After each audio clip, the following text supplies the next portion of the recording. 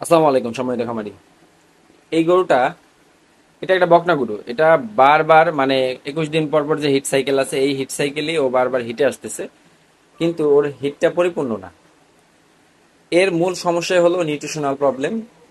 Nutritional problem যখন থাকে, nutritional বলতে বোঝাচ্ছি আমি ভিটামিন, মিনারেল, এই প্রবলেমগুলো যখন থাকে, তখন একটা গাভীর হরমোন সঠিকভাবে নিঃসারিত হয় না।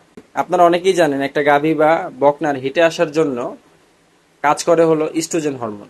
ইস্ট্রোজেন হরমোন যখন একটা গাভী বা বকনার শরীর থেকে সঠিক মাত্রায় নিঃসারিত হবে না, তখন তার সাইলেন্ট হিট, মানে তারপর হলো এই যে মিউকাস না দেখা, যেরকম এটার লক্ষণ হলো ও হিটে ঠিকই আসতেছে, কিন্তু সঠিক মাত্রায় মিউকাস বের হয় না। মিউকাসের পরিমাণ একেবারেই কম, যেটা চোখে দেখা যায় না এমন। জাস্ট ওর ভ্যাজাইনার ওখানে অল্প পরিমাণে পানির মতো, অল্প পরিমাণে পানির মতো হালকা দেখা যায় না। হ্যাঁ, একেবারে অল্প পরিমাণে পানির মতো হালকা মিউকাস দেখা যাচ্ছে। এর মূল প্রবলেমটাই হলো ওর যে ইস্ট্রোজেন হরমোন, সেটা সঠিক মাত্রায় নিঃসারিত হচ্ছে না। এর পাশাপাশি ওর যে নিউট্রিশনাল প্রবলেম, ও খাবার ঠিকই খাচ্ছে, ভিটামিন, মিনারেল, এই যে উপাদানগুলোর বডিতে দরকার, সেগুলো ও সঠিকভাবে পাচ্ছে না। এর জন্য এই প্রবলেমটা হচ্ছে আমার ধারণা মতে।